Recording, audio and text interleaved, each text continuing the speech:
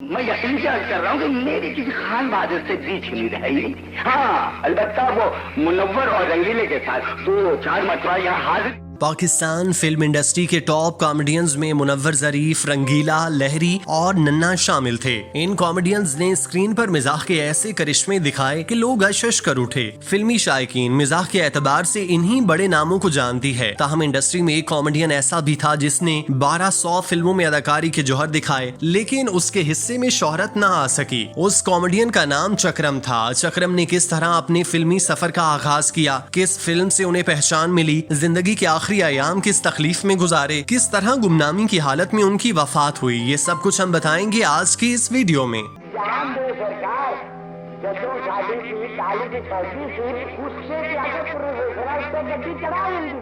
चक्रम 1930 को भारतीय शहर अंबाला में पैदा हुए। उनका असल नाम सैयद जिले हसनैन रिजवी था। उनके वालिद किसान थे। वो चाहते थे कि उनका बेटा भी काश्तकारी में उनका हाथ बटाए, लेकिन जिले हसनैन का खेतों में किसी तौर दिल नहीं लगता था। ये वो दौर था जब भारत में फिल्म इंडस्ट्री अपना सर उठा रही थी और उसकी रौनकें देखकर हर कोई हीरो बनने के ख्वाब देखने लग जाता था। फिल्मी हीरो बनने की हवा उस जमाने में नौजवान लड़कों को खूब लगी और फिर उसका शिकार चक्रम भी हुए, जिन्होंने अदाकारी की दुनिया में कदम रखने का बाकायदा फैसला कर लिया। वो जानते थे कि उनके फैसले को घर वाले तस्लीम नहीं करेंगे, लिहाजा उन्होंने घर से भागने का फैसला कर लिया। चक्रम का खानदान क़याम पाकिस्तान के बाद कराची मुंतकिल हुआ था और उस वक्त फिल्मी मरकज लाहौर था। तो चक्रम हीरो बनने के लिए घर से भाग गए और ख्वाबों की तकमील के लिए फिल्मी दुनिया पहुंच गए, जहां उनकी तरह बहुत से नौजवान आंखों में हीरो बनने का ख्वाब सजाए मौजूद थे। चक्रम ने शुरू में मुआविन किरदार शुरू किए और वो एक्स्ट्रास के साथ स्टूडियो के बाहर बैठते, जहां वो लोगों को अपनी बातों से हंसाते, जिससे सबको ये मालूम हो गया कि वो बासलाहियत फनकार हैं। चक्रम को 1960 में एक्स्ट्रा का रोल मिला, जिसमें उनके डायलॉग्स भी थे। आमतौर पर एक्स्ट्रा फिल्मों में खामोश खड़े नजर आते हैं, लेकिन चक्रम की ये खुशकिस्मती थी कि उन्हें डायलॉग्स भी दिए गए, जिसे उन्होंने शानदार तरीके से अदा किया। चक्रम जब इंडस्ट्री में आए तो उन्होंने काम करने के लिए अपना असल नाम ही इस्तेमाल किया। उस वक्त यही रिवायत थी कि फनकार असल नाम की बजाय दूसरा नाम इस्तेमाल करते थे, जो जल्दी क्लिक होता था और लोग उसे याद रखने में आसानी समझते थे।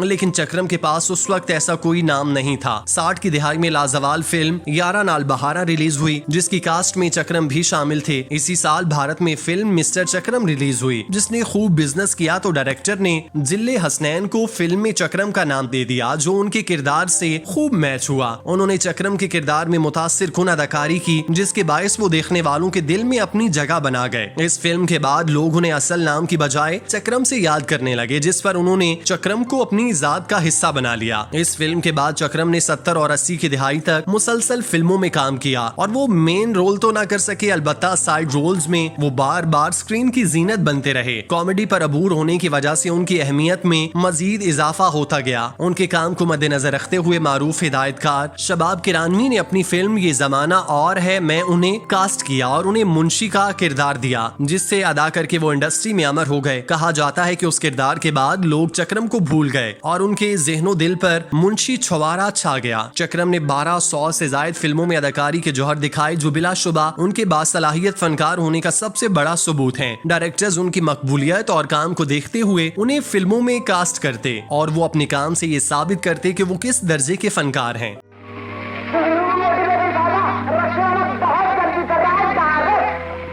चक्रम का फिल्मी सिलसिला 80 की दिहाई तक जारी रहा। इस दौरान हालात ने करवट बदली तो न सिर्फ फिल्में बदल गईं, बल्कि फिल्में बनाने वालों ने भी तफरीह को पसे पुश डालकर पैसा कमाना शुरू कर दिया। इस मकसद के लिए उन्होंने ऐसी फिल्में बनाना शुरू की जो लोगों की तस्कीन का बायस बनने लगी। इस वजह से जहां बहुत से फनकार मुतासिर हुए, वहीं चक्रम का काम भी रुक गया। फिर एक वक्त ऐसा आया कि उन्हें साल में कोई एक आधी फिल्म में मामूली सा किरदार मिलने लगा। चक्रम आखिरी बार 2005 में रिलीज होने वाली फिल्म का हिस्सा बने थे, जिसके बाद वो गुमनामी का शिकार हो गए। फिल्मों से महरूम हो जाने के बाद उन्होंने चंद एक सीरियल्स में भी काम किया, लेकिन तब तक उनका वक्त गुजर चुका था। वो टीवी पर दूसरे कॉमेडियंस अपनी जगह बनाने में कामयाब हो चुके थे, जिसकी वजह से चक्रम शोबिस की दुनिया से दूर होते चले गए। इंडस्ट्री में काम ना मिलने की वजह से वो रावलपिंडी में मुकीम अपने घर के पास रहने लगे। उन्होंने अपनी जिंदगी में 2 शादियां की थी। वो दोनों बेगमात से बहुत प्यार करते थे, उन्हें अपना सहारा समझते। चक्रम की वफात से कबल उनकी दोनों बेगमात अल्लाह को प्यारी हो गईं, जिसके बायस बाइस वो निढाल हो गए। उनके जिस्म पर बीमारियों ने हमला करके उन्हें बिस्तर तक महदूद कर दिया। 2018 में चक्रम हरकते कलमबंद होने से इंतकाल कर गए। उन्होंने सोगवारों में 2 बेटियां और 1 बेटा छोड़ा। हैरत अंगेज अमर यह है कि जब चक्रम की वफात हुई तो ना ही मीडिया पर इस हवाले से कोई खबर सामने आई, ना ही फिल्म इंडस्ट्री ने अपनी दिलचस्पी दिखाई। चक्रम ने इंडस्ट्री में जितना काम किया उतना तो बहुत से सुपरस्टार्स ने भी नहीं किया। बस चक्रम लाइमलाइट में ना आ सके, अपनी मकबूलियत को कैश करवाने में नाकाम रहे, जिसकी वजह से इंडस्ट्री के साथ साथ लोगों ने भी उन्हें भुला दिया। इस मामले पर हुकूमत से तो गिला बनता ही नहीं, क्योंकि हुकूमतों ने फनकारों की फलाहो बहबूद के बारे में कभी मरबूत प्लानिंग ही नहीं की। यही वजह है कि मुल्क का फनकार अपने घर में घुट घुट कर मर जाता है, किसी को कानू कान खबर नहीं होती। चक्रम ने जितना काम किया वो सदारती अवार्ड के मुस्तहिक थे, उन्हें उनकी खिदमत का सिला देना चाहिए था। लेकिन हम ऐसी बदकिस्मत कौम है जो अपने मोहसिन और फनकारों को कंधे पर भी बिठाती हैं और फिर उन्हें ऐसे नजरअंदाज कर देती हैं जैसे वो इस दुनिया में कभी आए ही ना थे। अल्लाह पाक चक्रम के दराजात बुलंद फरमाए,